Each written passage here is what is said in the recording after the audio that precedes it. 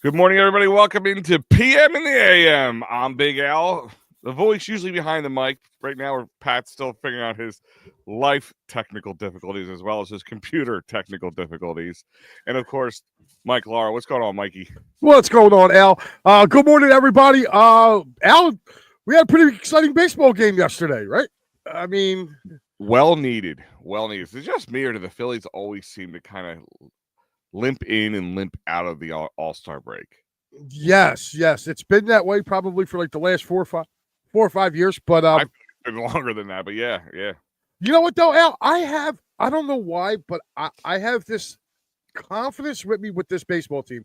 I may be nuts. I may be on an island with this, what I'm about to say, but I'm really starting to think that I think their best baseball is ahead of them. I think they're going to start playing their best. Reason being, Bryce Harper. Look at how Bryce Harper has played literally over these last few games for the Phillies.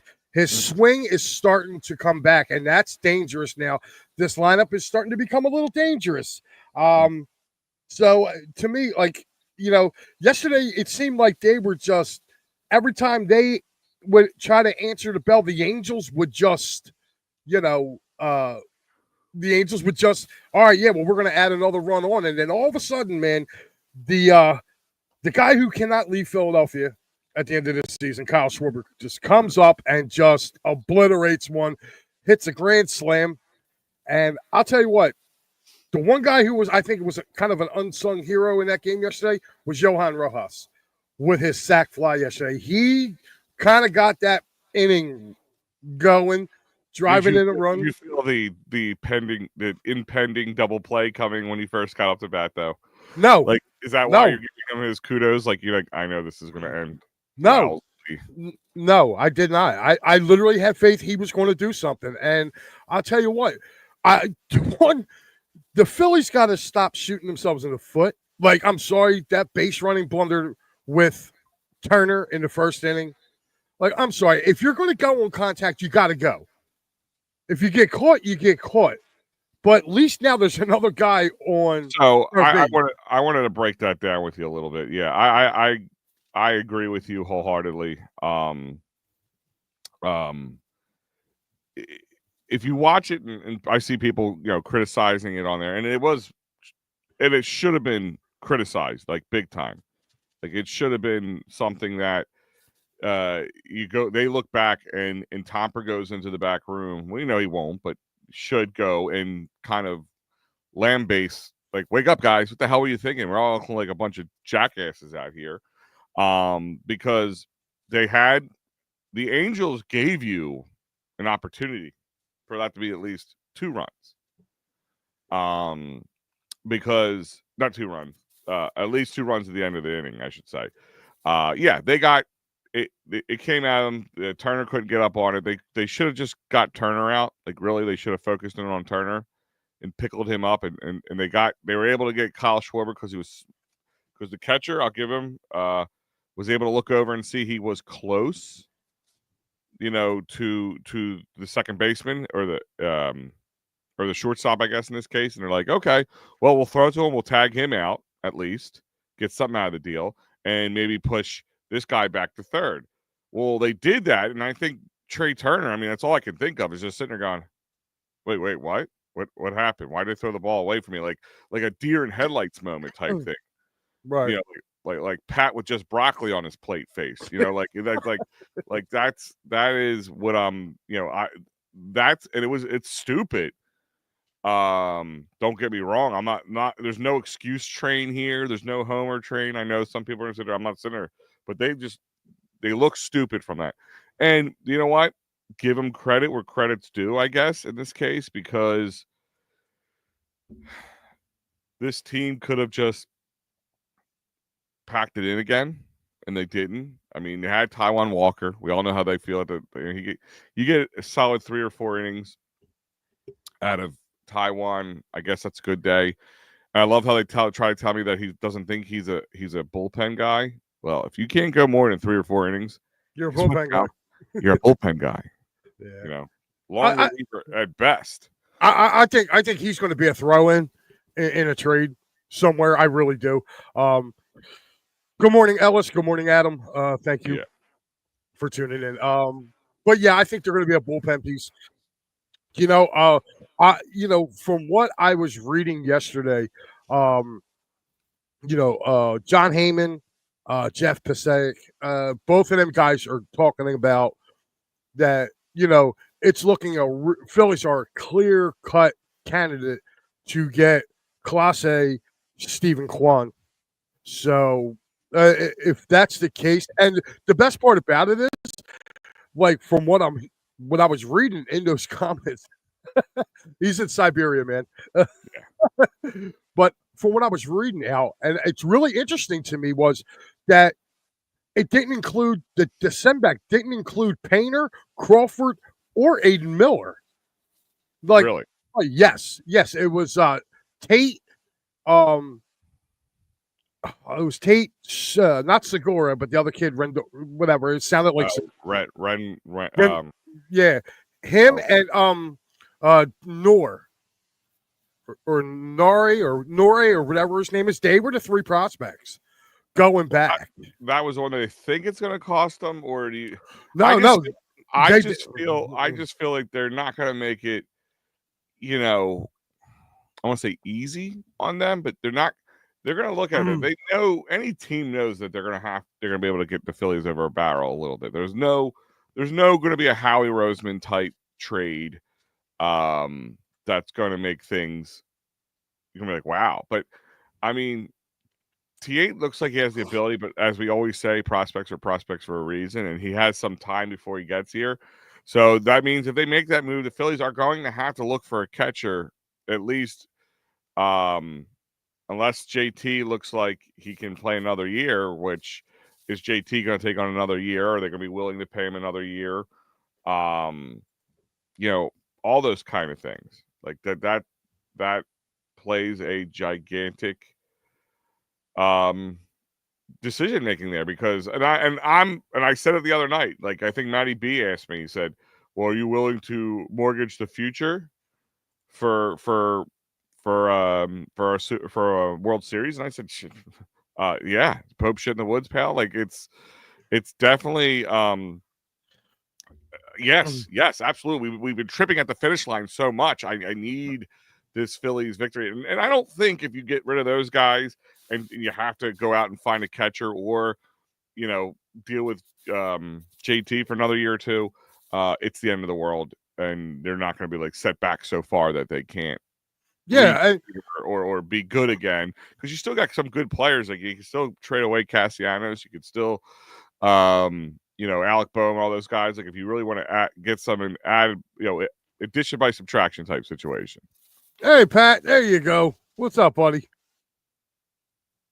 Hello, wieners. Oh, I'm look, happy. You he's happy all to see smiles. me? Yeah, man. What's going on? We were just talking about I got the reports. Yeah, I saw the reports yesterday for the Phillies with their potential trade for Clase and Stephen Kwan. And it looked like the return all was excited. yeah, I can tell. Um, I look at it like this, Pat.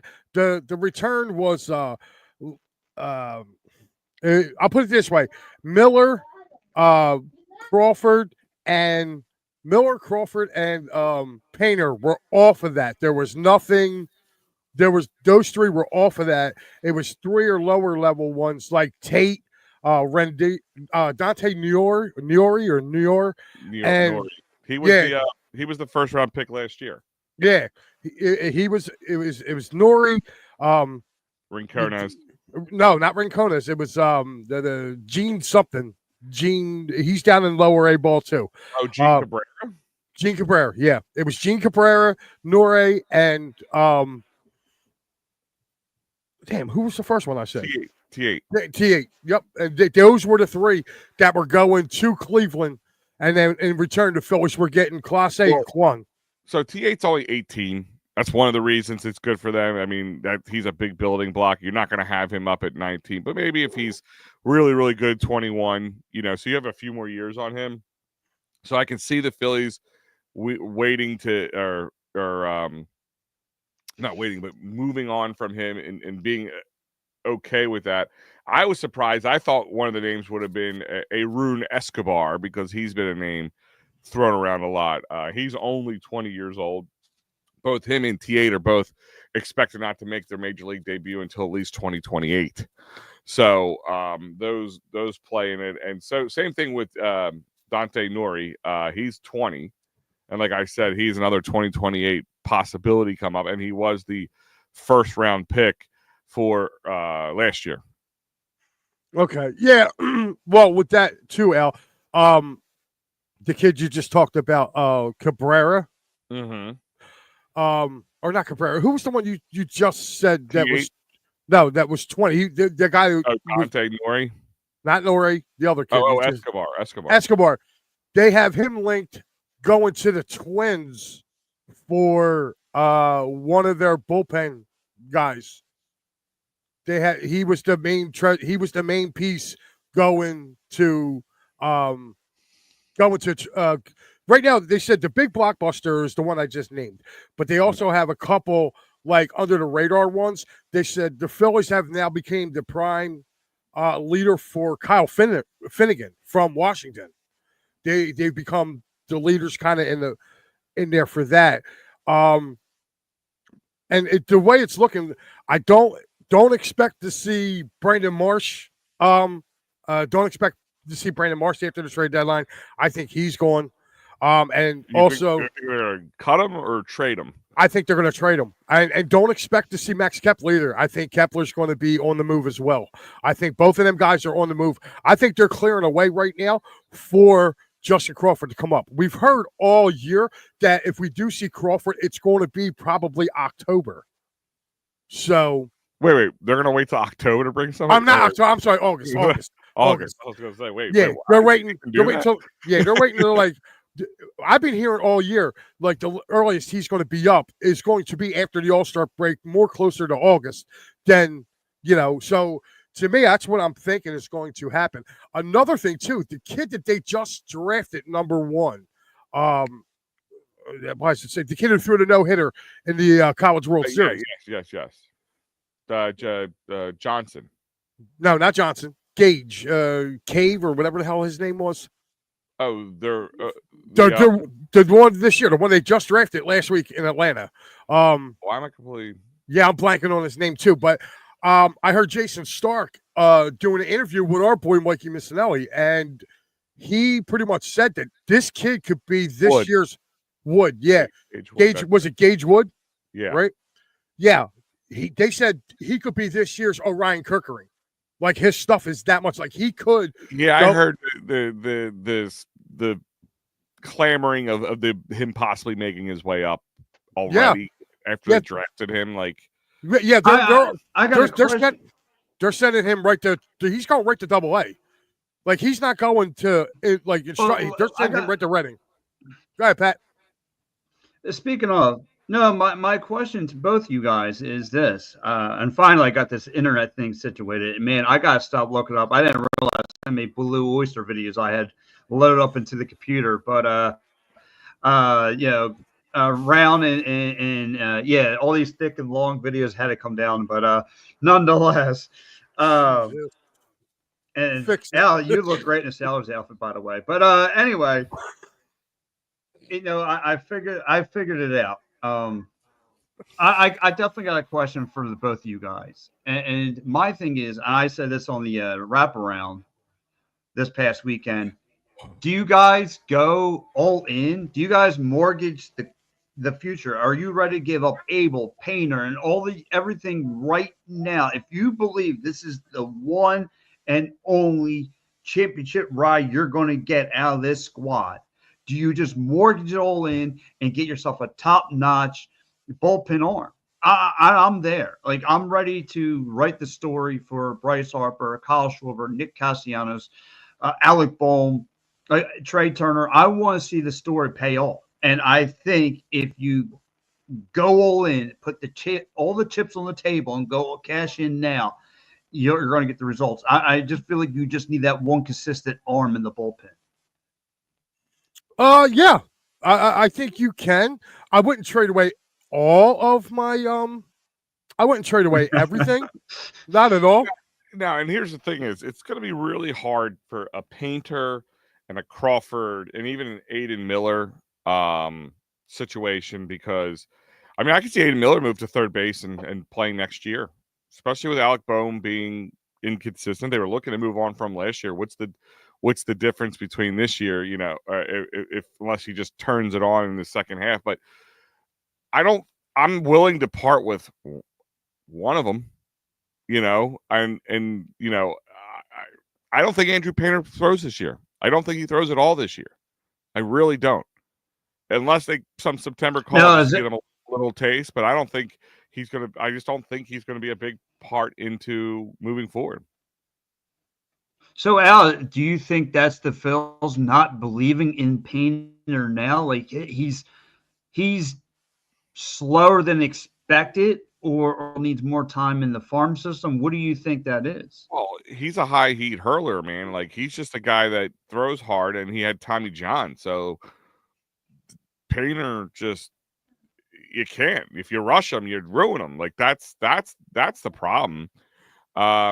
Yes, Joey Sullivan checking in here. You think between Luzardo possibly being an option in the pen, Painter plus possibly first round picks as POS position, we'll go full before Bora for a bat.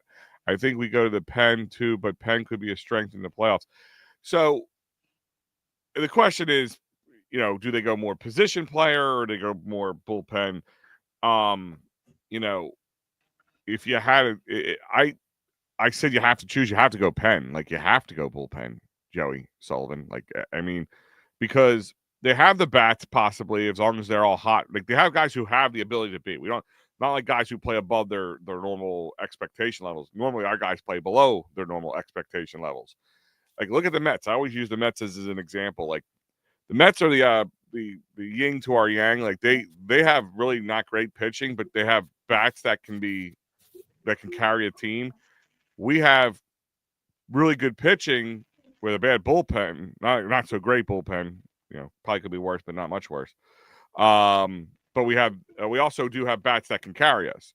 So I would prefer to solidify that because the problem is you're gonna have a postseason where guys like Zach Wheeler and Ranger Suarez and Christopher Sanchez are gonna go out and they're just gonna throw some October gems and then get soiled by the Romanos and Rosses of the world. Yeah, yeah, and Right, the right. thing that Yeah, what I want to take into consideration here is just the moves that I feel like the Phillies have to make. If they can go get a guy like Clase and Kwan and not have to give up your top 4 prospects to go get them, which is what John Heyman and Jeff Pasek are both reporting. Like that's what Cleveland wants in return. Because I think the Phillies made it clear. I think they said there's a hard no on Crawford, a hard no on Painter, and a hard no on Miller.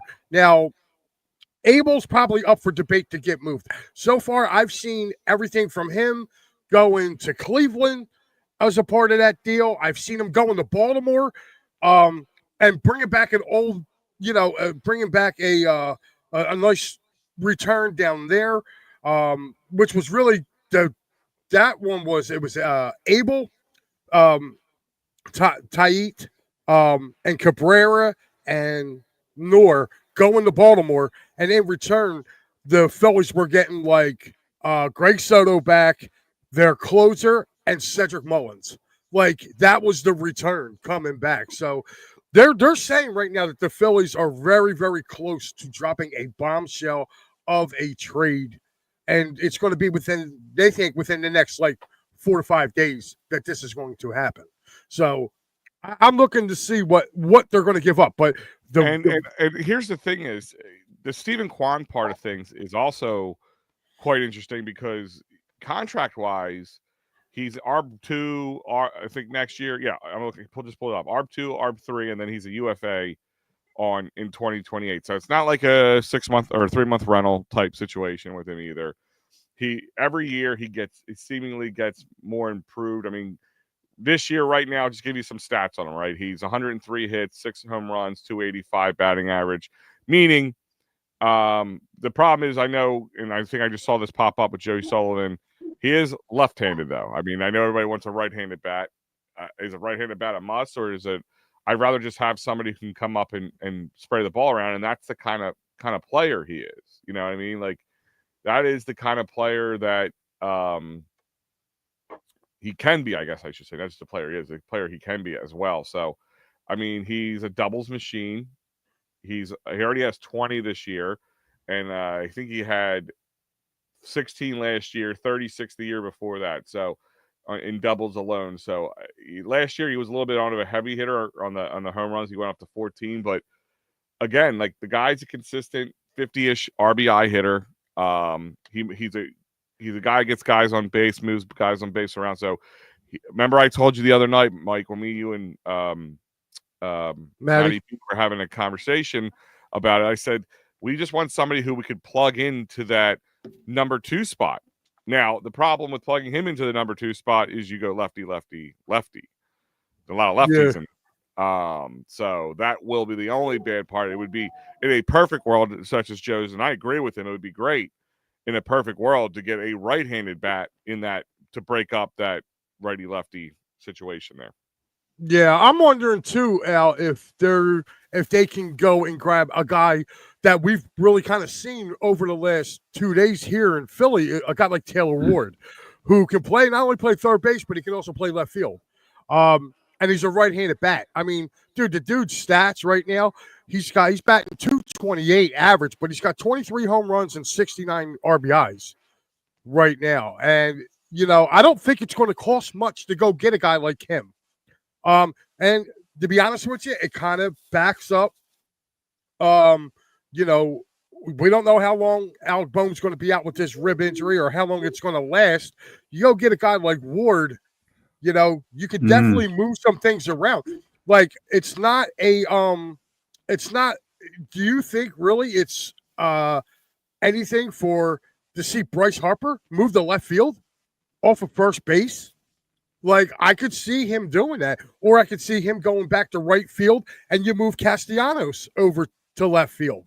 Yeah, I would see that more reasonable, the right to left. Well, you would think that, but you also got to remember, too, when he threw his arm out there, too, going to left field would be a little bit more easier play. And I think Harper would have the wherewithal to do it. Now, Castellanos has played left field before. So he's not that bad, but here you go. Like, you go bring in this Taylor Ward, you can put Boehm at first base, Ward at third. You have Stott and Trey in your infield. Then your outfield goes Harper. Center field's going to be Crawford, and then you have Castellanos over and left with JT Ketchum. That's a formidable lineup. And now you got a power right-handed bat that can protect not only Kyle Schwarber, but he can protect Bryce Harper as well. And as far as the number 2 hitter goes, the way JT's hitting right now, I would move JT Realmuto up into that second slot because he's driving the ball. The we talked about that the other night, and Bryce, you said it earlier in the show, Mike. Bryce Harper is starting to definitely find his groove, which is when that happens, it's just good things can happen and for your team and in this town.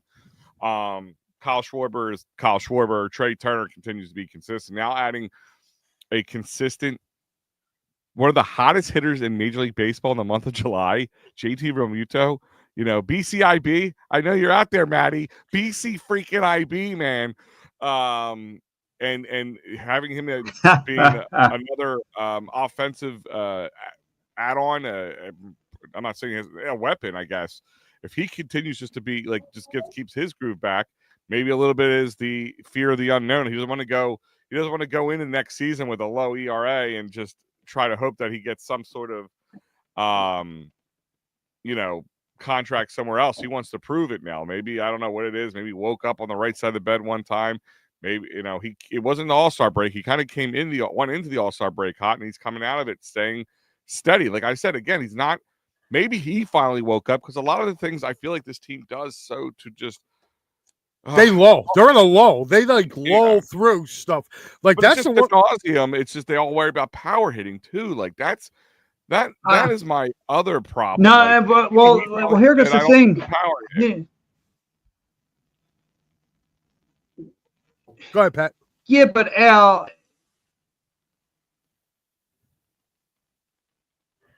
no. So, but the thing I look at with the Phillies, though, we've mentioned about the power bats, right? With this team, like when this team has bases loaded, they're horrible playing small ball baseball. They overthink way too much at the plate. So it's best for this team, as you've seen in this past weekend, to play long ball baseball. You've seen it from Schwarber and Harper. Like Harper just has a whole different demeanor at the plate. I mean, he's got the eye of the tiger. He's raking balls. He's just crushing it right now. And that's what you want, though. But when this team is trying to play small ball baseball, they epically fail. I mean, they can't drive in runs. They struggle really, really. But I mean, this is.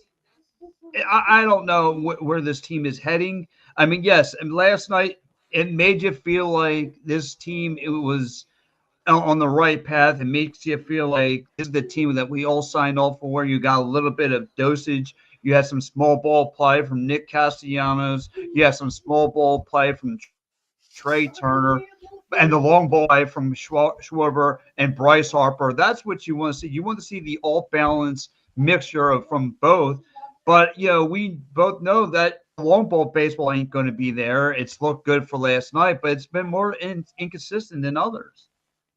Yeah, well, I'm going to push back a little bit. What you said is, I've said it before, and I'll say it again, and it comes true, and it rings true every time, is that this team, when they play small ball, the power comes. Kyle Schwarber doesn't have to go up to the plate and go, I need to give this one power. I need to charge my bat up and swing super hard, violently to get it. Bryce Harper has his normal violent swing anyway. Like, it's just part of his swing, his normal swinging. The power's there. They do need to add that small ball in. And this is where Joe Sullivan's saying power pitching in Penn win in October. It's too hard to string a bunch of hits together in the playoffs. Dave's got to get it done. I agree with you that power does make it happen, but the small ball builds to the power. And that's my point, is like it has to come from somewhere. We saw where power got us in 2023. We saw when this team was struggling last year in against the Mets, trying to just swing their way out of damage again in 2024. When it's not there, it's not there. But if you build your confidence off the doubles, the power hits, and all that stuff, the power will come. And when again, power's not always powering it over a fence in the outfield. It's hitting a nice hard hit ball out to a double out in the corner somewhere. That's power too. But getting the ball in play, this team can win. Once you put people on base pass against the Phillies, any pitcher worth their salt is going to start sweating a little bit. And I'm going to bite back a little bit, too, on that they can't play small ball. There was a stretch this year that the Phillies went on where they played small ball and was still scoring like 5 and 6 runs without the home run ball. Just go take a look when they were out and when they played the A's and when they were on that road trip. Okay. That road trip, they did not have a power. They had a power outage. There wasn't a lot of home runs getting hit. Okay. They were playing a lot of small ball and winning games. So the Phillies can play small ball. The problem with this team, and it's been a problem, Maddie's, been keeping track of it, is hitting with runners in scoring position. The Phillies don't play. They play analytic baseball. They don't have the feel. There's times where you got to drop a bunt down. Like, I have yet to see the Phillies try to do a suicide squeeze. Okay? You have runners on third base with less than no outs. I'm sorry. If Johan Rojas is coming home or he's coming to bat and there's a guy on third base, dude, I am dropping a bunt down the third base line. I'm making that third baseman have to make a split-second decision to either throw him out at the plate or to throw Rojas out going to first. That's simple baseball. That's what the Phillies aren't doing. Okay? They're trying to get up. Last night was a perfect example. Even though I gave him his kudos, okay? Yesterday, one 1 out. What's he do? He hits a sack fly. If you're not going to be able to get a hold of a sack fly and send it, then no, I'm sorry. You're going to have to just. I'm sorry. My mate's bringing me my cup of coffee. Oh, that's nice. See, he's getting Yeah. paid. No, you're going to need it with me. Yes. Oh, I'm definitely going to need it with you. I'm definitely going to need it with you. I kind of agree with. Well, Mike's got no pants on. Jesus. The coffee. He just got the coffee.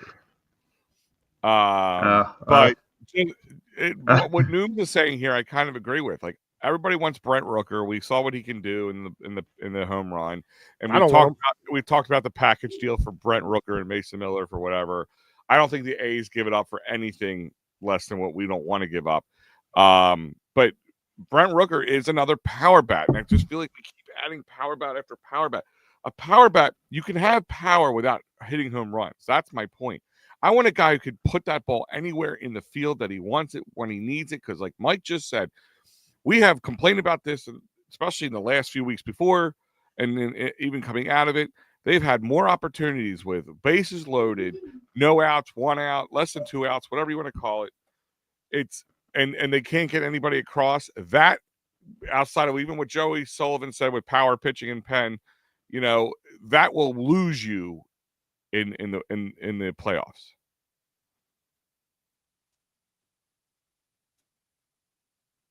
Yeah, I agree that I do. I really do. Well, Al. Well, let me ask you.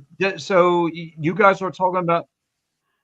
I'm sorry. Yeah, if you guys are sitting there, and you guys are right. I mean, all the points are valid. Does that come back to Kevin Long or Topper? Like, swing for the fences when guys are bases loaded? Do you think that's the message in the locker room?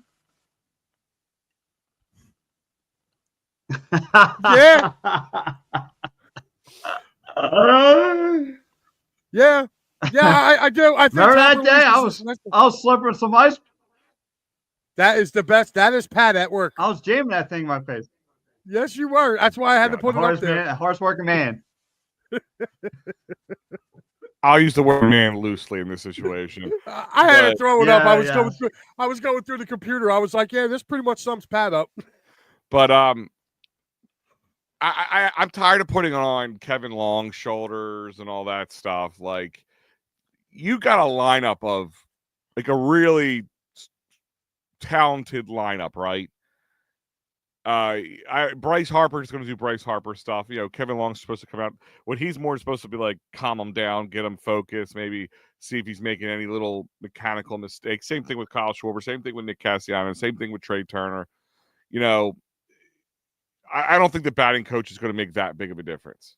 And what Nooms is saying here, with Rojas, Stott, and Turner actually clicking 8, 9, and 1, and the lineup becomes formidable. That's true. And here's my thing is, Nooms, I don't need Rojas and Stott to be a doubles machine or power machines. I just need them to get on base. Simple, get on base. And I think Rojas and Stott need to take the same type of approach at the plate. And if it's just like Mike's saying, dropping down a good bunt, drag bunt, getting on base, moving things over, whatever it is you got to do, that's where it needs to do. Yeah, again, what I see, and what I'm seeing from this team, it's just been, again, them. That's not being fundamental baseball. That's it. You know what I mean? So that's why I'm looking around, and I'm looking to see what's going on with this team. Why are they struggling? So it's been really kind of hard to watch this team when you see that it gets frustrating. And I know it's got to be frustrating for them because, they're the ones actually at the plate. You know what I'm saying? They're the ones actually at the plate. So they got to be frustrated to do that. Joey Sullivan. No, I don't think our lineup is that good, guys. We have stars in Turner and Schwarbs and Bryce when healthy. The rest of the team is streaky. Yeah, I mean, listen, Nick Castellanos has stayed pretty steady. JT is now definitely getting into it, turning around, but I don't disagree with the streakiness at all to worry about. But yeah, I mean, show me what baseball team isn't streaky, because that's why nobody's running away with the league right now. Nobody's running away with this league right now because of the way baseball's played nowadays. Very analytical, and all those kind of things kind of play into this. That's why there's nobody with 65, 70 wins already. Why the even with divisions that aren't as strong as they normally are. And to piggyback off you, Al, I mean, look at the Dodgers right now. They took out Mookie Betts out of their lineup, and they said they're thinking about sitting him today. So like I said, as I know, when this team loses, the weaknesses of this baseball team stand out. It's not a rocket science move, right? They can't drive in runs. The bullpen's a debacle. We see all that stuff. Jose Luzardo is a roller coaster. We get all that. But like you just said, Al, what team hasn't had issues, right? You know, like I just mentioned about the Dodgers taking Mookie Betts out of their lineup. The only team that really, truly scares me is the Brewers, who's been me and Nunes were talking about last night. You know, they got guys who can hit 1 through 9. They got a terrific bullpen starting lineup. I mean, they got a set rotation. That's about the only team that truly, truly scares me heading into September, like heading into the postseason. Like, that's the only ones that really terrify me moving forward. Well, I will say this. I mean, it does say something about the National League. If you really look at it, the Dodgers went from literally in one night, they went from the best team in the NL to the third, because you have the Cubs that have 59 wins now. You got the Brewers, who are right behind the Cubbies with 58, and then the Dodgers. And then you got the Phillies that are right behind them. You know what I mean? So, you know, the Dodgers are 2-8 in their last 10 games right now. I mean, the Phillies are at 500 in their last 10 games. The Cubs Brewers are 9-1, man. 9-1 in their last 10. Yeah, and listen, I know everybody looks at the Brewers right They're now. not. They won 9 straight. Yeah, and here's my thing is, I know everybody here we go. Nooms, Milwaukee has them a little spooked, and I get it. But again, it still is just July 20th. But they do, like Pat says, they don't have a star-laden lineup, but they have a lineup of guys who can hit consistently. And that kind of goes back to what I'm saying, is finding somebody who can just move the ball around the field a little bit, because we have the power. You don't need power at every bat. You need to get guys on base, so the power comes with extra hits or extra runs out of the deal. But Milwaukee, yeah, could be that quiet, or that quiet, sneaky team that comes up from behind and like bites the neck off the head of the Chicago Cubs and knocks them down into the wild card race. I mean, but what's going to happen in 20 days from now? Are they going to be 9-1? I mean, we went 9-1, and then we went 1-9 right after it. Anything's humanly possible. Like, that's why I say I'm not giving Milwaukee their due or giving Milwaukee their flowers and saying how good they are right now, but let's see what happens in the next 10 to 20 games. Listen, they're a playoff team. I think Milwaukee's a playoff team, but but like I said, though, okay. Go ahead, Pat. No, I'm with you. They are. They're, like I said, they're really good right now. Teams are kind of, like I said, Dodgers are, Mike, like you mentioned, are taking kind of a back step. The Tigers, who sit at the top of the hill in the AL, 6-game losing streak. I mean, they took a back pedal right now. I don't know what's going on in Detroit. So, yeah, you can't always sit at the top of the hill forever through a course of a baseball season. It's just really impossible. So where the Phillies at right now, like I said, when they lose, guys like me, Matty B, will think you this is will have you think this is the worst baseball team ever.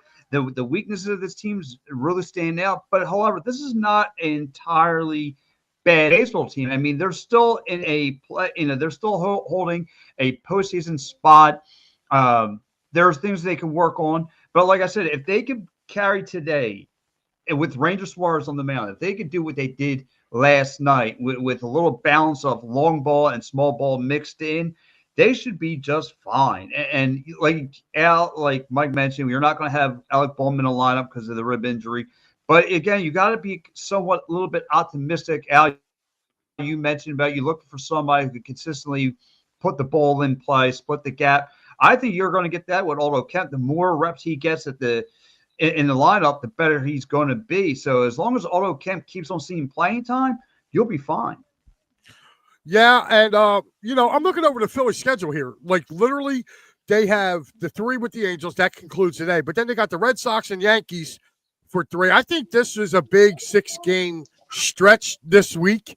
But then after that, like really, just I really want to really kind of notice something here. After that, they got 3 with the White Sox. They come home. They have 3 with the Tigers and the Orioles here. Okay, before they go on the road and they have to finish out the month. They finish out the month, or they go into the beginning of August. Beginning of August, they have Detroit here for 3. Then they have Baltimore here for 3. Then they go on the road for Texas for 3, and then the Reds. And then it's all basically, it's from that point on, it's basically all NL East opponents with the exception of the Mariners. I'm looking to see who else. The Mariners, the Royals, and the Dodgers, and the Diamondbacks. They have they're in so, and the Twins. The Twins finish up at the end of the season. So they have 1, 2, 3, 4, 5. They have 6,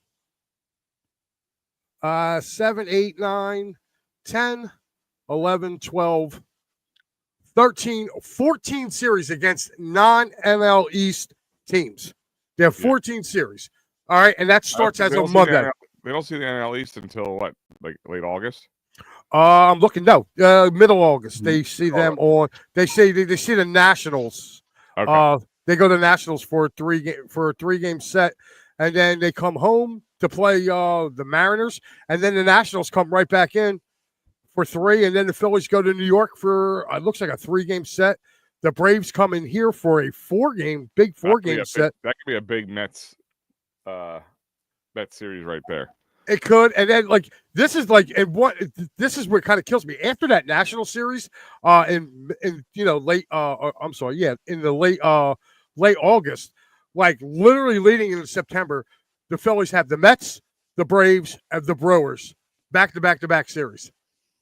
Yeah. So I think that kind of lines up, and then they kind of catch a break a little bit. They get the Marlins for 3, but then they have Marlins are playing good ball. You can see they are. They're going to be streaky. I'm not really worried about them. Yeah.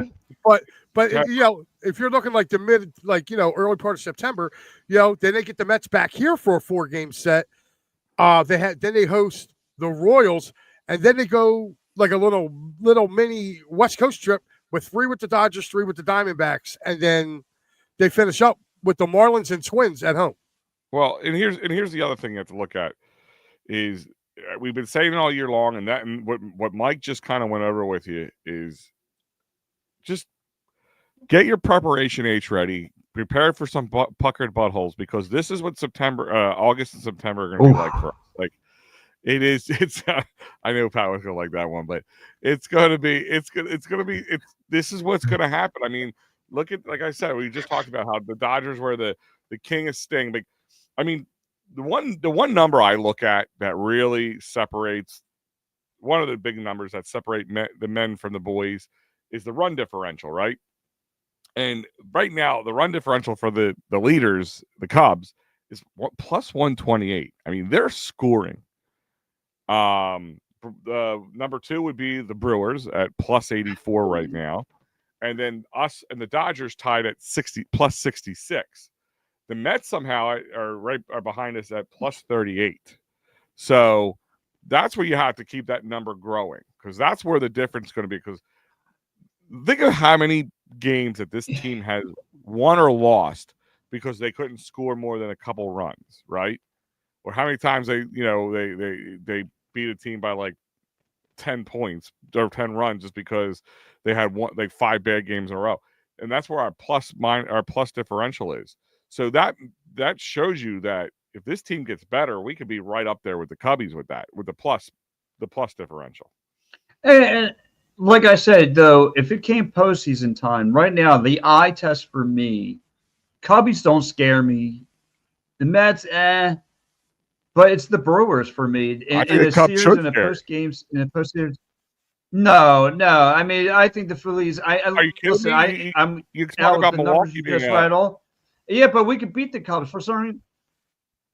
no. Listen, I don't Yeah, care but what we do. we've thumped the Cubs. Okay. All right. Well, listen, counting today, they got 65 games left, right? Yeah. They start taking 2 or 3 of every series, right?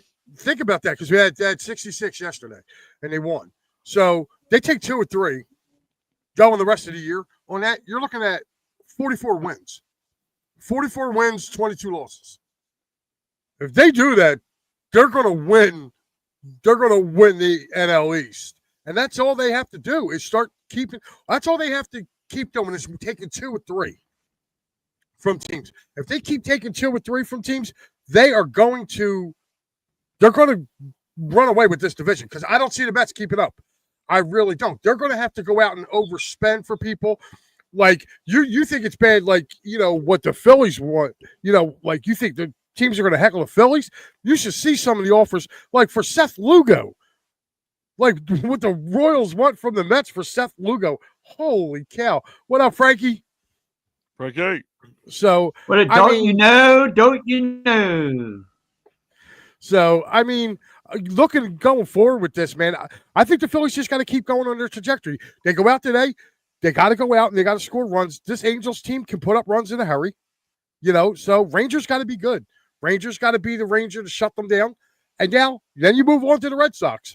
The Red Sox are a middle of the pack team. They can definitely I think they can beat the Red Sox. I think they can beat the Yankees coming up. Yes. And also, one thing, guys, I'll remind you that this is brought to you by the It's a Wrap Sports Network here. Many great shows going on here. Even this one, if you want to go with the great word, the wraparound, reach around, whatever you want to call it, with Pat Bernard. Fridays at 10:30 p.m. Don't forget, if you haven't got enough Pat yet, don't forget him and Steve Finentes, the Attacking Third, Thursdays. You got to check that out, talking to Philadelphia Union. Don't forget also the final word with the devil himself, Matty B. Sunday through Thursday, 10 p.m. Eastern Standard Time. And of course, us doing what we do. I don't say well, but what we do Sundays at 9 a.m. right here. Look at Mike choking that chicken. Yeah. Yep. You should have heard the sound it made. Oh, you beat that thing, huh? But anyway. Why is Al looking like a school teacher? he looks like Al he's looks about like he needs to be spanked. I'm not touching that. Al. But anyway, Mike, listen. Yeah, our his glasses are back. But anyway, Mike, our Flyers, the schedule came out, and I don't know who made it, but I think they're gonna. I don't know who Danny Briere angried, but the start of it looks like a gauntlet right out the chute. Did you see the opening opponents? I did, and that's why I was looking at it. For the regular season, I'm looking here. Regular season, yeah, they open up. They got the Panthers, the Hurricanes, the Panthers, the Jets, Minnesota. Like that's a gauntlet. Like, who did Danny Briere angried in the NHL? Like, did he pass off Gary Bettman? Like, I don't know. How did you go 10-1? Watch, they're going to go 10-1. Yo, I'm looking at it too, and I'm dying laughing because it's like, okay, like their last preseason game is October 4th, and it's against the Devils, right? Then they open up against the Stanley Cup champions, which means there's probably going to be a banner night, right? Then 2 days later, they come back up the coast to play Carolina, right? Another good team. Then they get the Flyers home opener. Yeah, sure. Let's bring the Panthers back up to play the Flyers, and then let's bring the team that had the most points in the Western Conference. Let's bring them in for the second home game. The third home game, they get, they get the Minnesota Wild, which is they were in the top 4. Then you get Seattle here before the Flyers go on a nice little one-game road trip. I'm looking too, like Pat. The one thing I'm noticing, Ottawa. Yeah, they got Ottawa. Yeah, that's Ottawa. Then you got the Islanders. That's what I'm saying. I think Danny Briere and Keith Jones might have owned like Gary Bettman money at a luncheon or something. I mean, they got a Well, return receipt that came through the mail because this gauntlet of schedule is going to do this team no favor. Well, if you're looking for an eye test to see where this team is truly going to stand early, this is it. well, you figured Listen, I would rather have them play this gauntlet early on because you have that unknown. Our Flyers always tend to come out hot anyway. So, like I said, they could easily go like Yeah. 7-3 in their first 10 games. Like in all honesty, and Nooms, they're not reading glasses; they're blue light glasses. When you stare at a bright light and Pat's goofiness all day long, you need something to protect your eyes. Yeah, I'm sitting there looking too. Yeah. Like they early on, they got a couple. Like literally within the first 2 months, they got 2 home games. Flyers got a lot of home games early on, and I don't like that because that means if they got a lot of home games early on, that means they're on the road a lot coming up. I mean, if you look Well, at it here, they're home, away, home, Yeah, well- home, away. Yeah, they do stack it. I mean, they don't have a really long away streak. They have a 3-game one in November where they go to Panthers, Islanders, Devils. But then they're home again for 1, 2, 3, 4, 5, 6 games in a row. Then they're away for 4 games. So for every time they do a long away, they have a long home too. So or a longer home.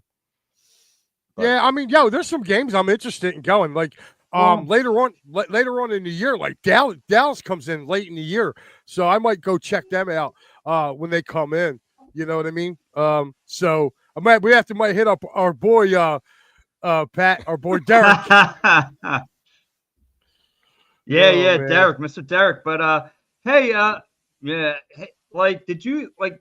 So I wrote down a couple of marquee games. Again, Eagles and Flyers are going to be sharing Black Friday together. A lot of that's people amazing. are not a fan of this move because the Eagles have the 3:00 game against the Bears. The Flyers have all play against the Islanders at 4. To me, I like it. You get the double TV package. You'll be loaded action that day. Oh, wait. December, they got The Flyers are at 4? That's ridiculous. Usually they're like at noon on Black Friday. Yeah, they're at 4 against the Islanders, and then then the Eagles are at 3 against the Bears. So yeah, I know. NHL might push that game back to a 7:35 game. If the Eagles are at 3, you know what I'm saying? If the Eagles are at 3, they're probably going to push back. I would think, I would think they would do that. Either that or they might push it up. You know what I mean? They might tell the Flyers, hey, look, you guys are going to play at noon on Black Friday, and then, I can't see that game staying at 4 o'clock. I literally thought that was going to be another noon game. I thought it was going to be 12 to 3 to 3 to, we were going to have Flyers then the Eagles game. Yeah, it's actually my honeymoon too. So how great of a really anniversary? Anniversary? It's my anniversary. So it'll be my 11-year anniversary. So maybe my wife will let us do a if the Flyers and the Eagles, if they weren't playing at the same time, that would be great. Well, like I said, don't be surprised if that gets moved because the last time they were going to do that, the last time I believe it was the Flyers and the Eagles had a conflict of scheduling. The Flyers ended up moving their game up, so don't be surprised now if they move that Flyers game from 4 to 12, and then the Eagles will be from 3 to whatever, because the Flyers game is going to be about 2.5 hours, maybe. So, yeah, well, if they want me to buy tickets ahead of time, they better make a change sooner rather than. Well, later. I mean, it's up in New York, so they're on the road. They usually play that they're on the road game home, but they're on the road up in New York. So, whoa, yeah. never mind then. Oh, okay, it's a road game. Rhode Island. That is dumb and lame and so many. Black Friday hockey. Hold on. Yeah. I'm sorry. Did you just say it's in Rhode Island? Did you really? Yeah, I'm at New York. The Coliseum. They don't play in the Coliseum anymore. Listen, on my fault. Jesus, you know what I meant. Up in New York, against Rhode Island. Rhode Island. There, you happy? Rhode Island. Not are we not just getting Flyers? All right. We're not just getting Flyers hockey on Black Friday at 4 p.m. right during the middle of a Philly or Eagles game to boot. Now it's away. That is blasphemy to Black Friday hockey in Philadelphia. Blasphemy. Well, you know what, Al? They probably figured since the Flyers haven't been good that we don't deserve it. They do have They probably figured that nobody's going to go to that because everybody's going to be at the Eagles game. Right, but you know what they do have? They do have the Martin Luther King game at 1:00 on Martin Luther King's birthday, January 17th, against the Rangers. Is that home? here? That's here, yeah, January 17th. So I would imagine that's Martin Luther King's. It's a Monday, so if it doesn't snow, that's doable. Yeah, that's yeah. Doable. Just checking. I must be behind the times, but is Utah's team officially the Utah Mammoth? Yes. Okay. Yes. Oh, I'm sorry. No, that game's on a Saturday, Bub. I'm sorry, Pat. That's the Saturday before MLK's birthday. MLK's birthday's the 19th this year. So, yeah. But so yeah, and that's on the 17th. So that would be the 19th. They're actually on. They're actually in Vegas to play the Golden Knights. That starts a hell of a 3-game stretch. They play literally. Listen to this 5-game stretch there, guys. Penguins on the 15th, which is a Thursday. They have the Rangers on a Saturday at 1:00. Then they go to the Golden Knights. They play at Utah, and then they finish up with Colorado. Also, by the way, I still haven't gotten used to this. So one thing is my son's not big into sports, but when he was younger, for his birthday's in February, so February 3rd, if there was always a Flyers game or something, I'd take him to it, and he always enjoyed it. But so they play the Capitals in Philly on February 3rd, then February 5th, the Senators, and then they're off until February 25th. Yeah, it's the Olympic break. I know it's. I don't like. Can I just unpopular? I don't like hockey. I mean, the Olympics don't do anything for me anymore. I'm just gonna be honest.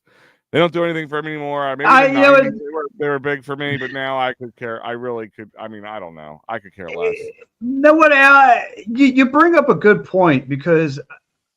Al, you bring up a good point. Like the Olympics never did anything for me. Like even growing up, like it just never. Not even swimmers and just never got into it. So let me ask you, kind of. Well, that part, that's a different story. You know what I mean? You get all different variations of it. But no, it's. What I'm trying to say is now, like, kind of kick it back to the Phillies a little bit. Like I know this past All-Star game. It didn't do anything for anybody. I don't think everybody was bated breath for the Phillies to get back in action. So, I mean, the All-Star game coming here doesn't do anything for me. It doesn't put no juice in my veins. It kind of. Dude, I'm kind of. No, listen. All right, cool. Listen. Take it from somebody. I was there in '96, bro. It is a great atmosphere. I was at the home run contest. I went to the All-Star game. I actually sold my tickets and bought a set of tickets the day of, and I made so much money selling my tickets. I got better seats the day of for the All-Star game than I did for the tickets I sold. So, and I'm looking forward to going again. It's a little different too, Pat. In the case of this, let me put it out there this way: the All-Star game isn't what it used to be. I get it. For some people, and there wasn't a lot of Phillies in it, so there wasn't like as much fluff around as we saw like last year, for instance. But it being in Philly, this place is gonna be kind of like WrestleMania was. You might not be big into wrestling, but the Philly was hopping. But like we were talking, I'm going to the Futures game. I'm gonna try to see if I can get Derby tickets, and then I'm sure the All-Star tickets are just gonna be outlandish. I mean, they're probably going to be outlandish. Yeah, the best bet to do it, Al, I'm going to tell you now, go through MLB, go through Major League Baseball. After the first of the year, you can get on the ticket list, and it's basically a price of a regular ball game. Go to MLB. That's how I did it in '96. I went through MLB and got it because I'm sure these guys now can scalp and they go online with their computers and buy up 50 seats at a time and whatever else they can do. It's going to be difficult, a little bit more difficult than it was in '96. I still have my ticket. I should bring it out. But it's going to be that game will be expensive, no matter. Like I guarantee MLB knows bringing it to Philly, everything's going to be better. I mean, they're probably giving tickets away in Atlanta, and they're going to be like, hawking tickets for firstborns in Philly. Yeah, I mean, just for looking, it's kind of crazy. Like you can sit there and look on there, and like when you look at the, I'm actually on their site right now, and I'm looking for tickets. Like you can sit there, and when you go to tickets, you can go down like home run derby ticket offers just for next year. I just want to see what it is. All right. Oh no. Okay. I'm just sitting there looking, man. I'm looking to see if you can go and look and see if you can get tickets to the All-Star game. And I'm sitting there looking right now. Like there's not even a package.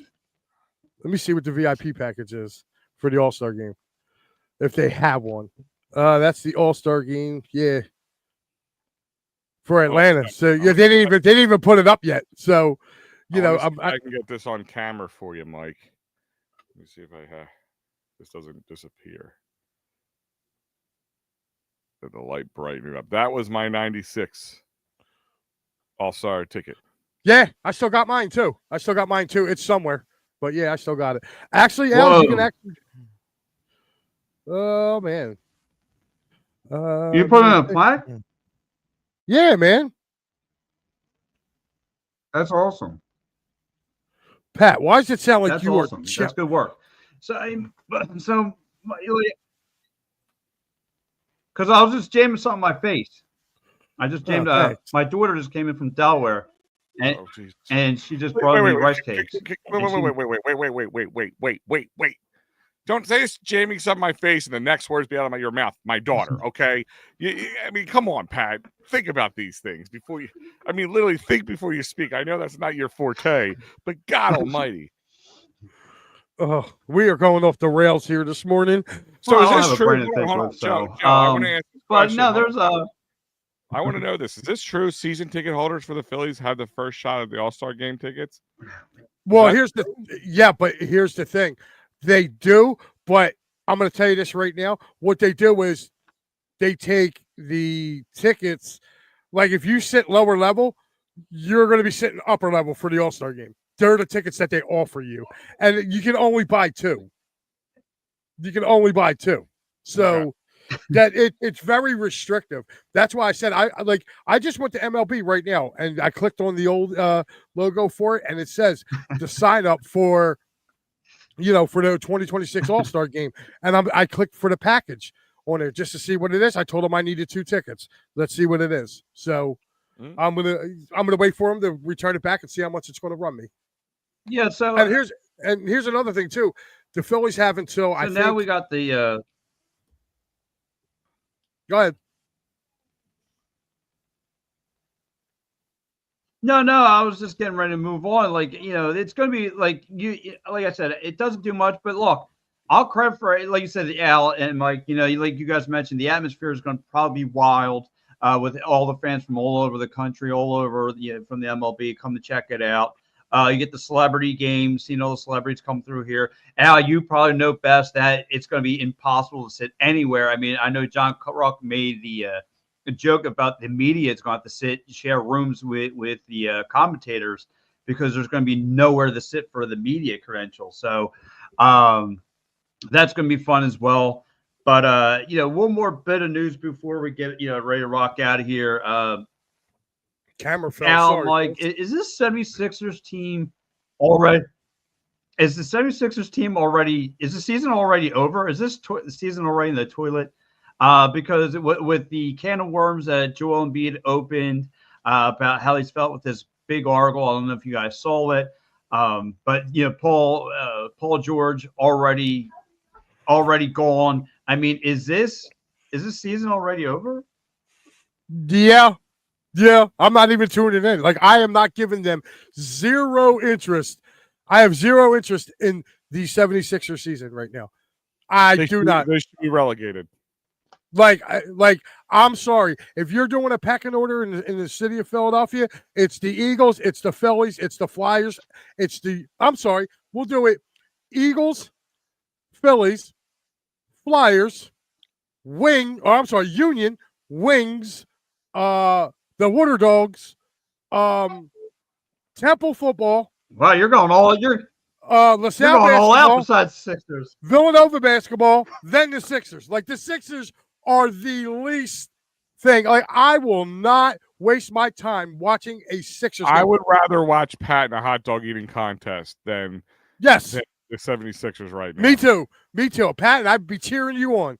I'd be calling you, the Glizzy Destroyer. Oh. What's up, Ryan? Nooms, it's absolutely correct. Hey, no, but I have a lot think, to learn back. Oh, man. No, so in some regards, like, again, last week, with the signing of Eric Gordon, the Kyle Lowry's, and by the way, the only reason why Kyle Lowry is even here because he's Nick Nurse's boy, but still, like, those re-signings, I was scratching my head. Then I see Paul George needs knee surgery out the gates. And to me, with that, though, I was like, thank you. And nothing against Paul George. I don't want to see the guy get hurt. But to me, get those old names off the court. You need to keep the young guys on the floor. You need Tyrese Maxey. You need Jared McCain. You need all the Justin Edwards and Lonnie Walkers. And you need to see what these guys are capable of. Like, when the Quentin Grahams came over, he showed he could ball a little bit. Like, I need the young guys on the floor. Like, that's how the NBA is constructed. Look at OKC. Look at Cleveland.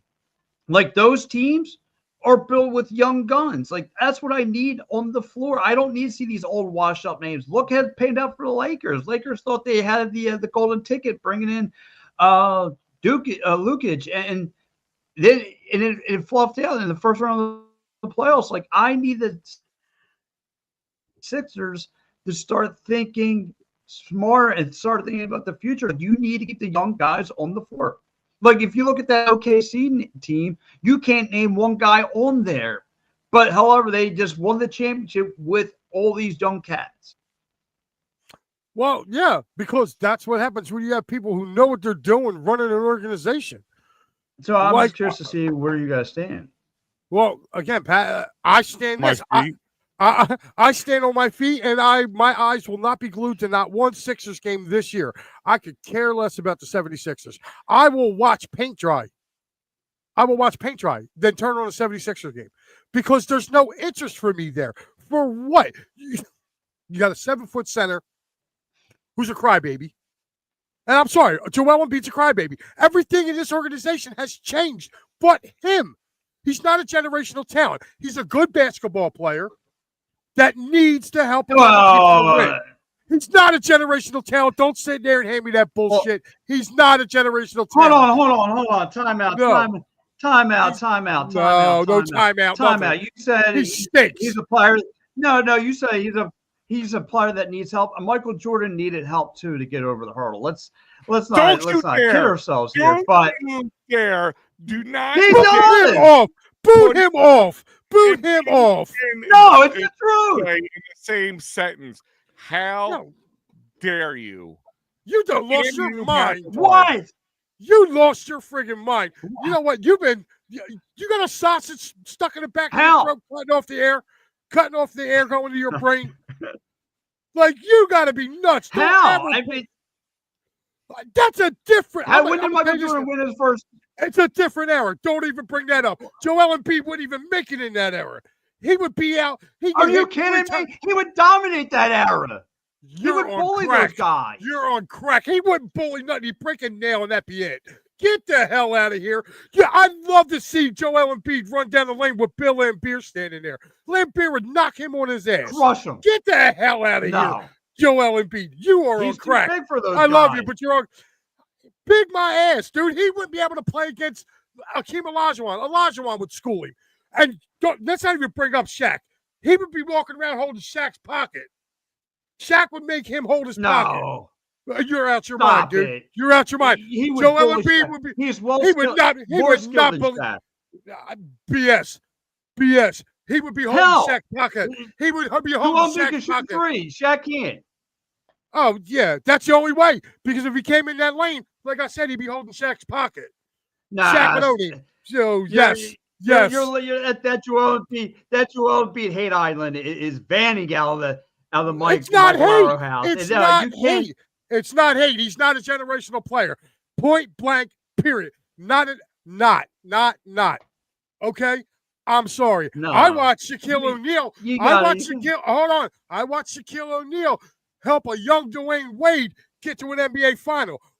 I'm sorry. I'm still waiting for Joel Embiid to get out of the second round. He's not a generational talent. He's a good player. That's it. He is a generational. He's a generational talent. No, he's not. He can fly up and down before the leg injury. He was flying up and down that court. The reason why the Sixers make the playoffs is because Joel Embiid's on the floor. They don't. Where was he? He wasn't on the floor. That team didn't make it. That team was a bomb this year. Listen, and I get his season. He's done now. I will agree. He's done. He's cooked. He's cooked. He's cooked right now. That leg will never be the same. You could bring in Mr. Miyagi to fix that leg. It's not going to be the same. No, it's not. But I will say this. He's not a generational talent. Generational talent makes people around him better. Mike will watch Blue Oyster Dosey-Does before watch. Yeah, Steve, you're probably right, Nooms. I will probably do that. Like, I am not watching the Sixers. I am not giving that team not 1 ounce until that organization. And you deserve it. An enema. They need an enema. They need to flush it the whole way down. And they're wasting Tyrese Maxey's talents. I'm sorry. That's how I see the Sixers. I don't. To me, watching them, it's you already know what's coming. You already know what's coming. And Embiid's going to be in out of 82 games. Out of 82 games, he's going to play 30. So is that more in the front office? No. I mean, look, sooner or later, players got to play. And this is what I'm saying. Joel Embiid has not done the right thing to keep his body in shape and doing the things he needs to do to be like, I'm still waiting for him to have a full season. How long has he been in the league now? 10 years?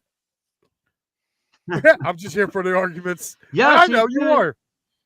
No, I mean, Joel Embiid is never going to be the same player. He's done. That leg is done. He'll never be the same guy. Again, he's never going to be a 100% athlete. Again, are you right? The way he's handled things off the court could have been a lot better.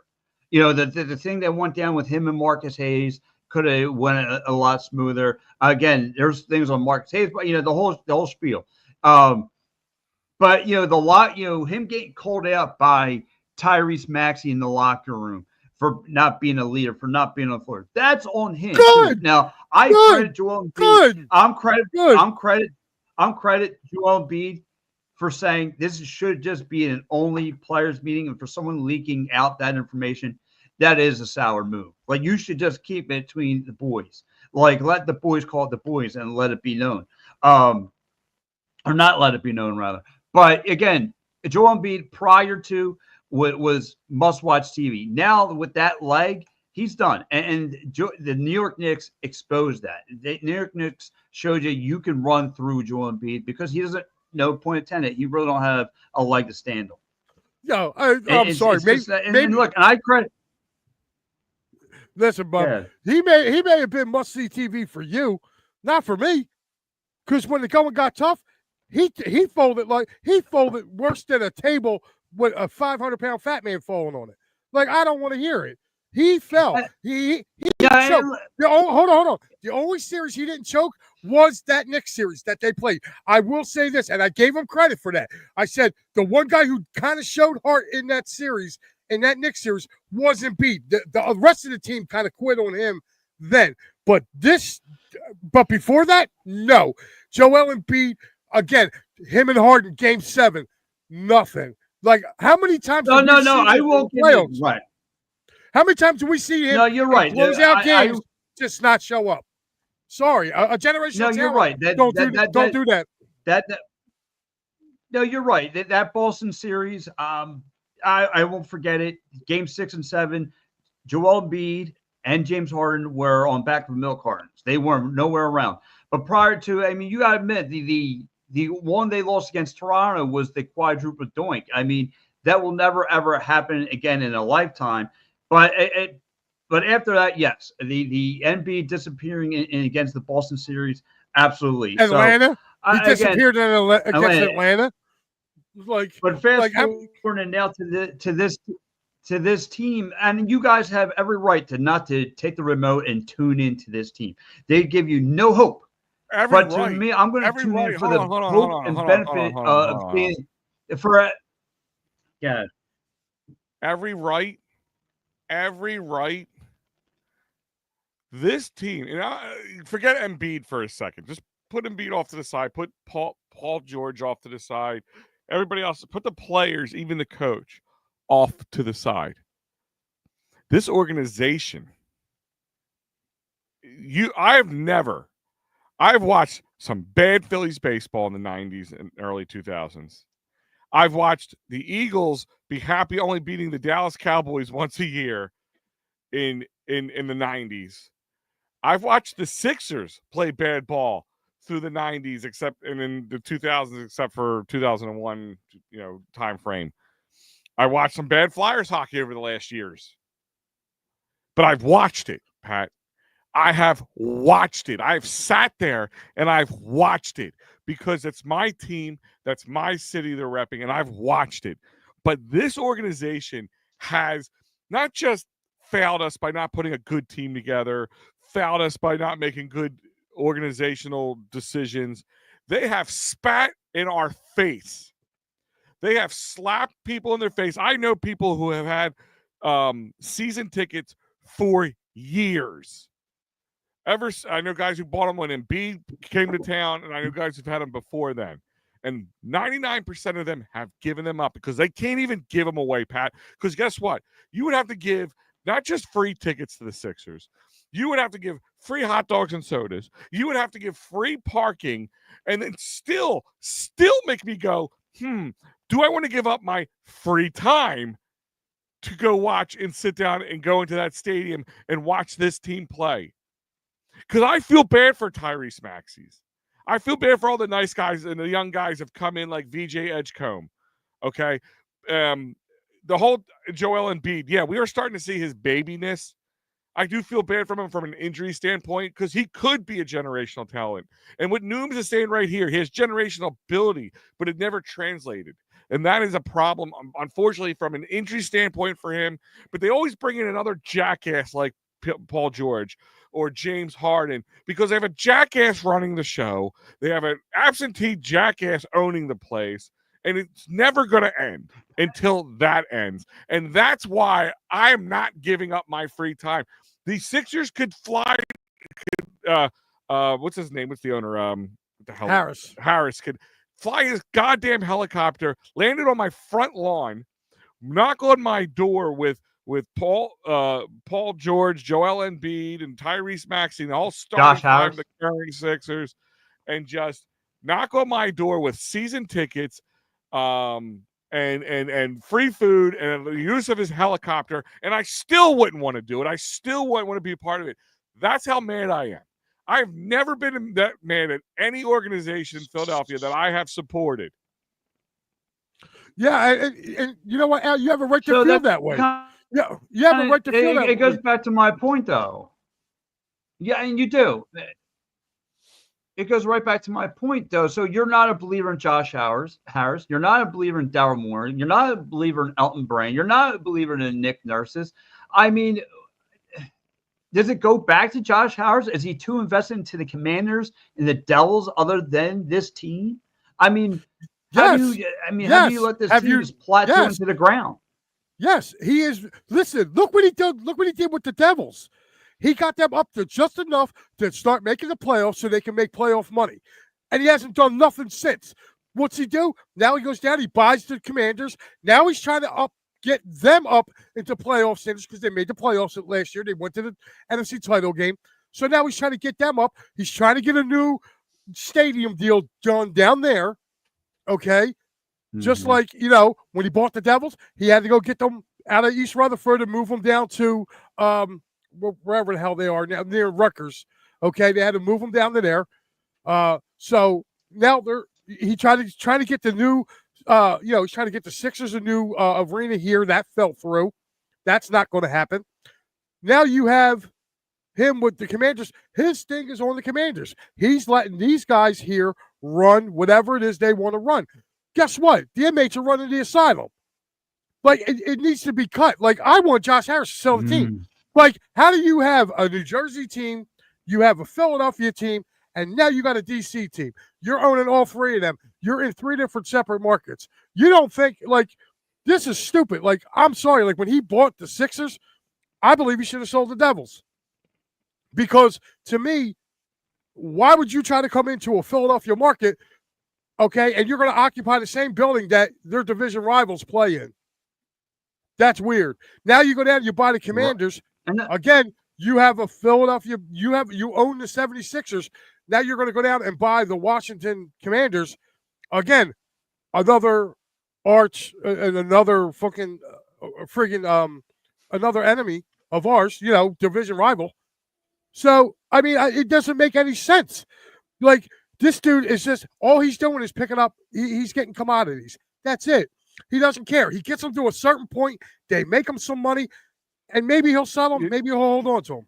He is the Saturday morning cartoon supervillain who collects teams that we care and put our hardworking money, time, effort, everything into, and collects them like Pat would collect bottle caps of every soda he drank. Like, you know what I mean? Like, that's what he does with them. He bastardizes an institution that means the world to us Philadelphia fans.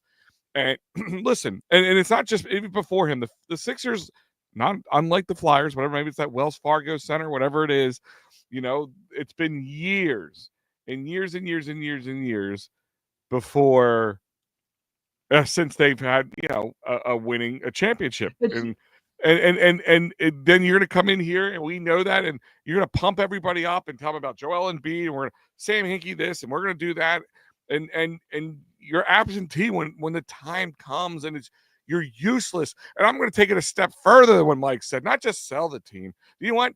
He should move the team, and I'll tell you why. Move the team. No, don't do that. Just shut up. Don't put duct tape on my nipple. Shut your mouth. Shut your mouth. Shut your mouth. Just shut your mouth. Just shut your mouth. And listen to me. Sell the team. Move the stigmata that comes with this team. Go to Seattle. Restart the Supersonics or something like that. And then have another team come in the league and start up the 76ers again. Starts from scratch. Clean slate. I'm done. Yeah, you know what? I would do that. Now, see, that would kind of hurt me because when I was younger, I was a Seattle Supersonics fan. I loved those guys because I love Gary Payton, Sean Kemp, and Detlef Schrempf. They were my guys. So I don't want to see them go to Seattle. I'd rather them go to, I don't care, become, whatever. They can move back to Syracuse and become the Nationals again. I could care less. But I think you're right. Go ahead, bud. I think it's going to get to the point. I think it's going to get to the point where the new WNBA team that's going to come to Philly will win a championship before this team even sniffs the playoffs. Think about that. That team's not going to be here for another 5 to 6 years, and they'll win a championship before the 76ers. That's going to be an embarrassment on the franchise for not even moving forward. They're not paying. So you look at look at the storylines around the city, right? You got the Eagles looking to defend their Super Bowl. They look at the repeat again. The Eagles have to be the new dynasty team. You're all interested in that. The Flyers are rebuilding, looking to go from the bottom basement and start moving to the playoffs. That kind of a tier team. You're looking at the Phillies kind of see if they can finish this story. And then for the Sixers, it's just outer space. It's like, when are you guys going to come back to earth? What are we doing down low morally with this team? Do you still believe that these old names are championship worthy? I mean, what is the storyline here? Here's your storyline. It's real simple, Pat. Here's your storyline. The Phillies, we know what their story. Eagles, their story has come true, and hopefully it's continuing. The Phillies, like you said, are trying to find the at least the great outcome of this story that they're going through. The Flyers are early on nubile story. The Sixers story is real simple. Josh Harris. It's not even Daryl Morey, Nick Nurse. It's not them. You listen. You get what you get. You deal with what you have to deal with. It's Josh Harris. He dropped trail.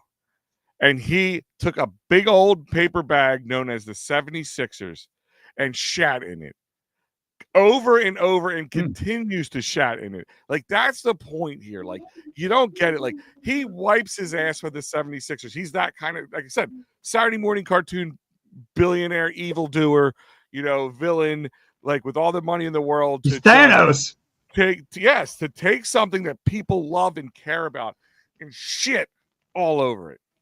Yeah, I mean, listen, Pat, let's kind of move on from this Sixers because we can always spew so much hatred towards them.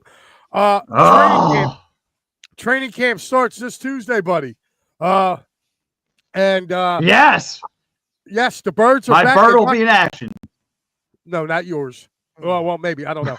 But I will say this: I still think. And believe it or not, I still think Howie's got one more move left up his sleeve. I believe Justin Simmons will get signed this week. I think he will be a Bird for this year. Even with Makuba coming in, I still think he will be in here mentoring, these young defensive backs. So I look forward to that. There's been rumors of him going to the Commanders, but unfortunately, I think Von Miller kind of took that money that was going to go to Justin Simmons. So I'm getting pumped, man. You're looking at August 7th, which isn't that far away. You're looking at literally 2 weeks from Thursday is the first game for the Birds. Yep. So against those Cincinnati Bengals. So, I mean, let's go. What are you looking towards, Mike? What's the most important storyline heading into this Eagles season for you? Just for me, to be honest with you, I feel like the Eagles gotten better. And this is where I'm going to, from what I see, okay, Jahan Dotson had a full offseason. Okay, I think he is going to help them out immensely. He's had a full offseason to go with them. Just stop and think about it. He wasn't much of a complimentary piece last year. Late in the year, he became a complimentary piece to those guys. I think now with a full offseason, you got to remember, he came here in late August. You know what I mean? He got traded in late August to the Eagles. So he was basically learning on the fly throughout the whole year. I told you, when they traded him, I said, look, he may struggle this year. I said, but I think he's going to help them out overall. You're going to see this receiving corps really kind of go up to the next level. I think he's going to help out immensely. I think he's also going to free up Dallas Goedert. Because now, people are not going to be able just to cover Dallas Goedert coming out too. They're going to have to worry about Jahan Dotson this year. And his rapport with Jalen Hurts has gotten better. Both of them had spoke on it. That's one thing. Another thing that people are not talking enough about is the Eagles signing of A.J. Dillon. A.J. Dillon is going to keep Saquon Barkley fresh. As long as A.J. Dillon doesn't get hurt. He is... he's going to be able to absorb a lot more of those goal line, 4th and 1 type things where you're not doing a tush push. You can give the ball to Dillon. The guy's 250 pounds. He's going to be dragging people. We got ourselves a bruising back.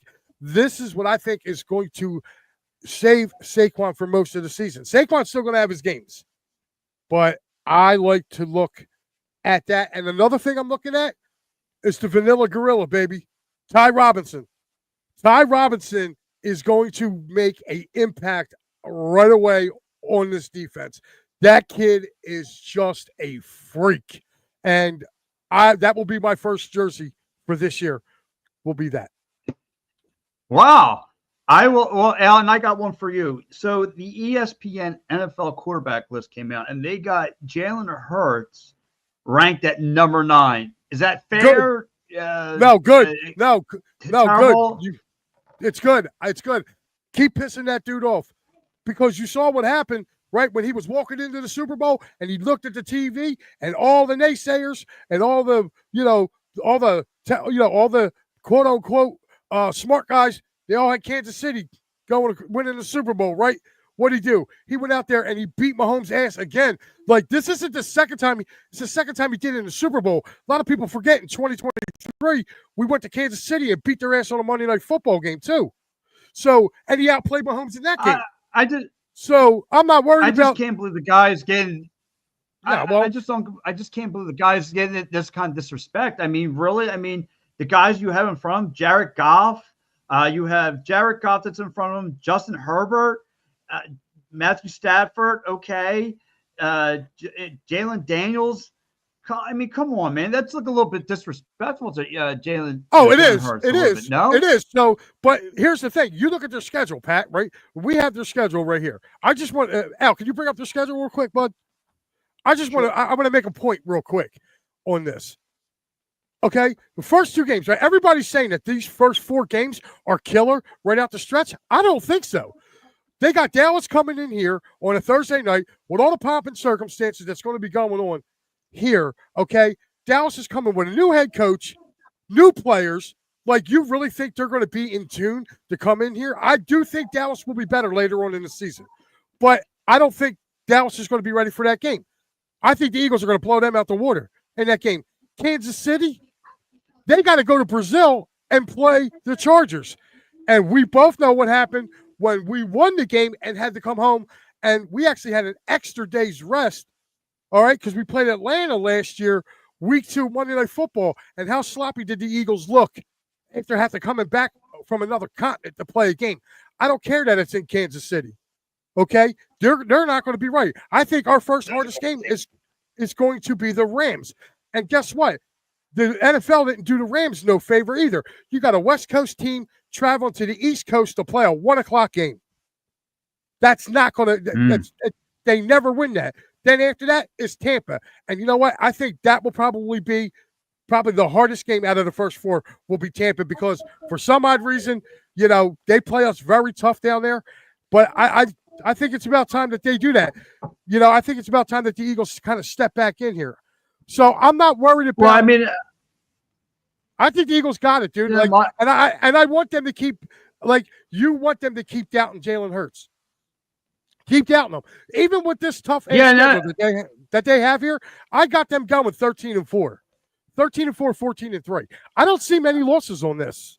I really don't. No, neither do I. And again, to me, this is like the opening game is going to be, like I said, I overlooked them. Like, oh man, I'd rather have them have a more worthy opponent. But when I look at Dallas is going to look to make a statement after seeing that banner come down. I don't think they're going to be able to make a statement. Again, they have too many new pieces. And that's what I feel. I feel like the worst thing, the worst thing the NFL did was give the Cowboys the Eagles on opening night.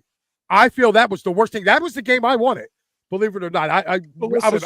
I'm telling you, I think the NFL said, well, Dallas is going to be Dallas. We don't expect them to be good. What way can we capitalize on them? Oh, put them up against the Eagles, who are the hated rivals, who are coming off a Super Bowl win on opening night, and the world will be checking in for that. And here's the thing. Maybe not that Pat's right or wrong, but maybe they're going to try to make that their Super Bowl, and that's how it works. Listen, I just feel like right now, with all the OTAs and everything else, Dallas has got a new coaching staff. Okay, even though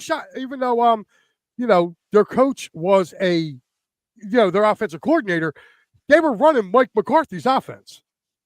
So this guy's going to want to run his own type of offense. The defense wasn't good stopping the run last year. Okay, again, they got a new defensive coordinator, Matt Eberflus. I'm not worried about his defense. I'm really not. So, again, they're all going to have to learn this. Opening night, you're playing against the Eagles here. They're not going to be able to stop that offense. And like I said, Jahan Dotson, I think, is going to have a much better year, be more productive in this Eagles offense because he's now been here a year. And also, I love the addition of A.J. Dillon. I think A.J. Dillon could definitely take a lot of pressure off of Saquon Barkley and can make a healthy Barkley for the postseason.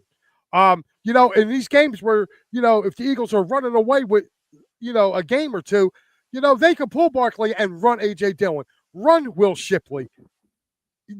Again, I just don't see the Cowboys matching up very well. Who do you in think that is? first? Who do you think is going to be the Eagles' biggest challenger? Is it going to be themselves or the Commanders? No, I think the Commanders take a step back. I actually got the Cowboys coming in second place in this division. I got the Cowboys coming in second place. I think the Eagles are 13-4, 14-3-ish. I think the Cowboys are around 11 wins. I have the Commanders, or I got the Cowboys around 11 wins. I got the Commanders around 9-10 wins. I think Jaden Daniels is going to take a major step back, and a lot of Washington fans, really, they're going to eat crow this year because I look at it like this. With him, the tape is out on him. Look at what happened to C.J. Stroud. C.J. Stroud had a very similar rookie campaign as Jaden Daniels. Had a very similar one. Defenses figured him out this year, okay, and he struggled. It literally took the Texans had to rely more on Joe Mixon in that run game than they did on C.J. Stroud. Steve says, Here's my one thing on the Jaden Daniels thing. I'm not worried about Jaden Daniels falling back at all. I think he's actually going to be a really good player. I do too. I think he might not have much success a little bit because people have now some tape on him so they can scheme against him a little bit better. But I think he's going to be a really good player, and it could be, like him versus Hurts for many years to come. But it's the rest of the Commanders team that does not scare me. I mean, they've gotten a lot older. They're picking at guys who are definitely past their due. And you know what? You got I think the biggest problem for the Commanders and Commanders fans right now is trying to get back to the dance, because that's now you went from no expectations to the highest expectation. Right. There was no walk. There was no step by step. Okay, let's get to the playoffs, see how we do. Okay, we got to the playoffs. Let's see if we can make some noise in the playoff, make some noise in the playoffs. Okay, get to the NFC Championship game. All right, now let's go. No, we got to go to the Super Bowl. Yeah. And there's a lot of pressure on all of them to do that. So I think that plays a huge and major factor on this. I know we're getting late here, but I just wanted to point that out. Yeah, looking at the Eagles schedule, that sounds fair. Looking at the Eagles schedule, I'll tell you what, the Eagles got a pretty rough, I'd say, right after the bye. Right after their bye week, they got to go to Green Bay. They come home to play the Lions. They're at the Cowboys. They get that Bears game on Black Friday, and then they play Monday night the following week. I think out of all those games, like out of from the Packers game for the rest of the year, to me, I only see one easy game, and that's the Raiders in December. But, I don't fear them losing. I don't see them losing to the Packers. I think we have their number. The Lions game could be a good one. That Lions game is going to be a very good one. They play the Cowboys the following week after that. The sneaky one to me where I think the Eagles could trip up would be the week before the Raiders game. They play the Chargers on a Monday night out in L.A., so that could be a sneaky one. But I'm not worried about the 2 games against the Commanders in 3 weeks. I'm not worried about them going to Buffalo. I think they got a better team than Buffalo. So, again, if I'm worried about, if you're looking at teams to worry about, Pat, I would say the Bucs early on. I'm not going to sleep on the Broncos either. Broncos got a top 5 defense. I think that game could be very, very hard for the Eagles. Tampa is just Tampa. I mean, it always just seems to be a house of horrors for us, kind of like San Fran for the Phillies. I mean, listen, the schedule isn't a favorable schedule for anybody, especially your Super Bowl champions. Even the Giants aren't a great team, but having to play them twice in 3 weeks before your bye, after going against, Dallas, KC, the Rams, Tampa, and Denver, you're coming off a 5-game, just gauntlet right there. And then you have to play your divisional rivals 2 out of the next 3 games. And Mike, I wouldn't look the Washington thing that it plays in their favor a little bit is Commanders, Buffalo Commanders. That doesn't help anybody. Well, here's the thing though. I think the key for that one now is that they get that game's on a Saturday. That game's on a Saturday where they're playing the Bills 8 days later. So they get an extra day's rest, believe it or not. So that to me, that's why I'm not worried about. I know I picked them to lose one of the games to Washington. They're going to lose one of them, but I think it's more going to be the last game of the year when we're sitting everybody. where it's going to be Tanner McKee, But AJ Dillon, and everybody else, and the Wawa boys playing wide receivers. So I mean, that's who I expect, to go ahead and go through. And again, too, we got to see these teams too. Like right now, we're all looking at who's to say that we're going Detroit, off everything off paper. right? Like who's to say? Well, we're just pulling everything from off paper. Right, and I'm taking into consideration too. Like I love the media, but they say Sirianni's a moron and that Dan Campbell's this great coach. Well, I want to see what Dan Campbell does now when he loses. Did you see all the coaches he lost? He lost offensive coordinator, defensive coordinator, O-line coach, wide receiver coach, defensive line coach. He damn near lost his whole. He lost his whole team. All his coaches. He lost. They're all new coaches. So I want to see how that goes about. I want to see how the offense struggles. Yes. Because, same here. They lost a really good offensive coordinator to now in their division against the Bears, so they're going to be seeing them twice a year. There's a lot of parity in the NFL, and that's what makes football so goddamn fun. I just got one question for you guys. Okay. I got one question. Is it me, or I don't know? I may be the only one, but I am really rooting to see the 49ers come in last place in their division. I am so rooting against the 49ers this year. I just want to step back. I think everybody just doesn't like the 49ers. Unless 49ers fans, as we have seen, are just obnoxious. And then on top of the fact is they've just always been this great team, blah, blah, blah. They just signed a guy, Mr. Irrelevant. Watch him become so irrelevant now that he signed that contract. Yep. It's going to change. I'm telling you. I think they're barely, if they're not the worst, the second worst team in that division by the end of the season. I got another question. It's just amazing to me. It's just amazing to me. They had that run, and it was everyone thought it had shades of this Steve Young, Joe Montana, Jerry Rice, Jeff Garcia. If you want to go that route, this team was going to be the long haul championship route again. And no, it was where are you? Just it's like Dallas fans in some regards. They're hot for a minute, but when that team stinks, you don't hear crickets. You don't hear crickets at all. Speaking of annoying Niners fans, Pat Bernard, everybody. Yeah. Pat, how you gonna feel about your team this year, buddy? Listen though, just normal, right, like my nipples. Yeah. What team do you think? Keep going. What team do you think is going to have it's going to come out of nowhere? What team do you think? I'm going to do one AFC, one NFC. I don't know if it's coming out of nowhere, but all right, NFC. I'm going to go. I don't know. I think Chicago's overblown. I got to think about this for a second. I think Chicago's overblown. Everybody's up on them.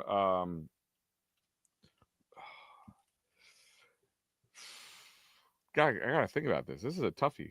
This is a tough question.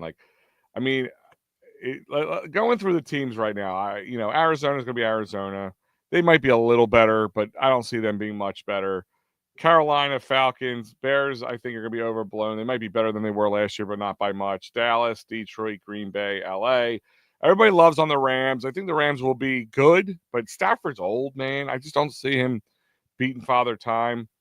I can see the Saints, believe it or not, being better than people expect them to be. If I'm going to pick an NFC team that's going to be better than people expect, I'm going to go with the Saints.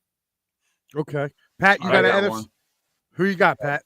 Yeah, I got Al mentioned him. I think he called on at the tail end, gave a lot of the good teams a run for their money. I think the Carolina Panthers is going to be a team that comes out of nowhere. It's going to be a step forward at least. Yeah, you know what, Pat? I'm looking around, and you two guys both took NFC South teams to go. Believe it or not, man, I'm actually looking at the Minnesota Vikings. I think Minnesota's going to be better than a lot of people think. I think the Vikes are going to be a little better than a lot of people think. That is my NFC team. My AFC team, believe it or not, I am going with the New York Jets. I think the Jets are going to be a lot better than what people think. A lot of love's been shown to Pittsburgh for the moves that they've made. But I think the Jets are going to be. I think the Jets are really, really going to be a good team this year. I do like them. I think they will be. So my two teams are the Minnesota Vikings, New York Jets. I think they'll be better than as people projected. The two teams that I think are going to be worse than they were a year ago: Washington Commanders for the NFC side. AFC side, I think it will be those Cincinnati Bengals. I think the Bengals take a step back this year. I mean, I think they're going to be worse than they were a year ago. I'm going to go. Well, let me do this. I don't know if it's coming out because I don't know if you consider the Broncos coming out there because everybody expects them to kind of continue to grow. So I'm not going to go with the Broncos, but a team that's going to take a step forward because they have to, not because I don't 100% believe they will, are the Chargers. The Chargers will be a better team than we expect them to be this year. Be worse than people expect them to be in the AFC because the AFC has a lot of drop off. There's like a handful of really good teams, and then below that, but I think the Bills are trying to push all pot. You know, I'm not saying they're going to be a bad team, but they're not going to be as good as the Bills fans and Bills think they're going to be because they're trying to push all their money into the pot, and I think they're gonna not be as good as they would hope to be. And I'll agree with Mike on the Vikings one. If I'm going to look at any other team be better, because they have to be, because they're in a really tight division now. I mean, the Bears, if they get better, they're going to get better. But Green Bay's a good team. Detroit's a good team. The Vikings have no choice but to get better. Yeah. All right, Pat, what about you? All right, I'm going to try to go a different route than you guys. A sleeper Seattle team. Supersonics.